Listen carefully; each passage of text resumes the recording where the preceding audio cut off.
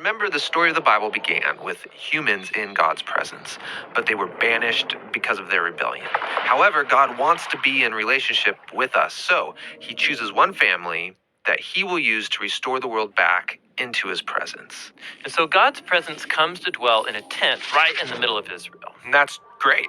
But it creates a problem because it's so intense that Moses can't go in, and other priests who enter inappropriately, they die.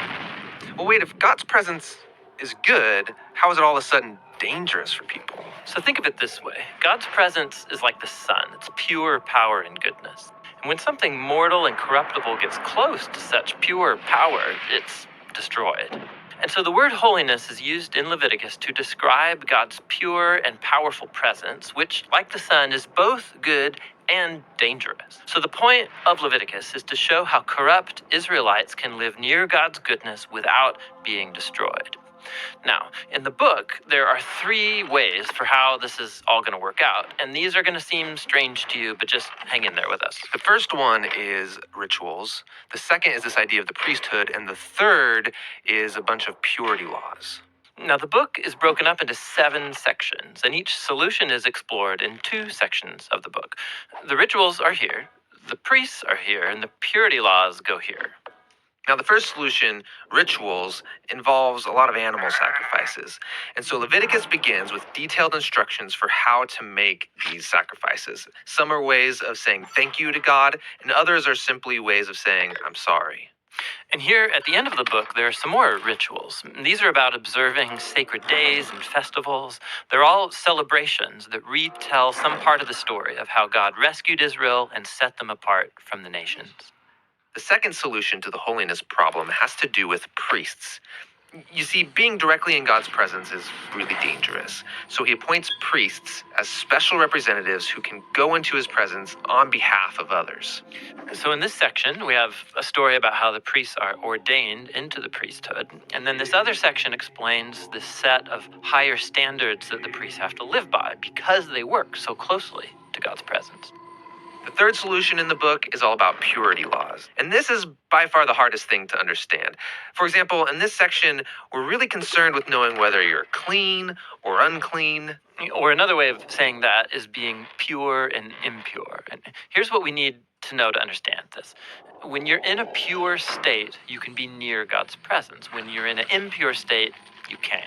And so it was really important for Israelites to know what state they're in at any given moment. So the first thing we have is a list of pure and impure animals. Yeah, this list of animals is divided up by where they live. So on the land, in the sea, in the air. And the text is just not clear about why certain animals are impure or why touching or eating them makes you impure. What is clear, however, is that avoiding these creatures will set Israel apart, and it will remind them that God's own holiness should affect every part of their lives, including what they eat. After the food laws, we get a lot of random rules about things like skin disease, touching dead bodies, what to do with bodily fluids. But they're not random. All of these are things that the Israelites associated with life and death, which are sacred things because God is the author of life. Okay, but simply coming into contact with these things makes you impure? They do, but we have to keep in mind that it's not wrong or sinful to be ritually impure. You just wait a few days, take a bath, offer sacrifice, and you're pure again. What is inappropriate is entering into God's presence when you're in an impure state. Now, there's more purity laws over here in this section.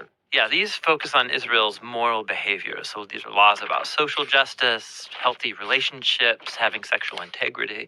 Living by these laws will make Israel into a morally pure people who can live near God's presence. Those are the 3 solutions. Now, you've probably noticed that they surround the very center of this book, and it's here that we find a really important ritual called the Day of Atonement. Yeah, so Israel's a big tribe now, and odds are there's a lot of sin happening that goes unnoticed, that people are not dealing with. And so one time a year, the priests would take 2 goats, and one of those goats is killed, and its blood is carried right into God's presence where it symbolically covers or atones for Israel's sin. Yeah, that's kind of weird. Well, the meaning of the sacrifice, it's explained in the next chapter, where God says that the blood of a creature is its life. And so this goat's life is offered as a substitute. It's receiving God's punishment for Israel's sin so that the people don't have to. That leaves the second goat. Yeah, the priest puts his hands on it, and then he confesses all the sins of Israel. It's like he's placing the sins on the goat. And then that goat gets cast out forever into the wilderness. It's called the scapegoat. Yeah, I've heard that word before. Yeah, it's this very powerful image of how God is graciously removing Israel's sin. But let's be honest, sacrifices in general seem so barbaric. We have to remember that in the ancient world, sacrifices were the main way of buying favor from the gods. But the problem was that those same gods, they're unpredictable, they're fickle, you never know if they're going to ignore you or they're going to turn on you. And so it's in this cultural setting that we see Israel's God as totally different.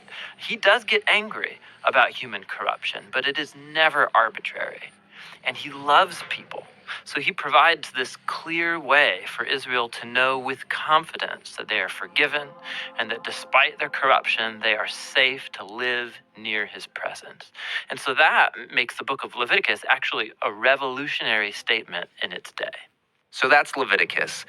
But Israel's still at Mount Sinai in the middle of the wilderness. They need a place to live. Yes, the land God promised to Abraham. And so the journey to that land is what the next book of the Bible is all about.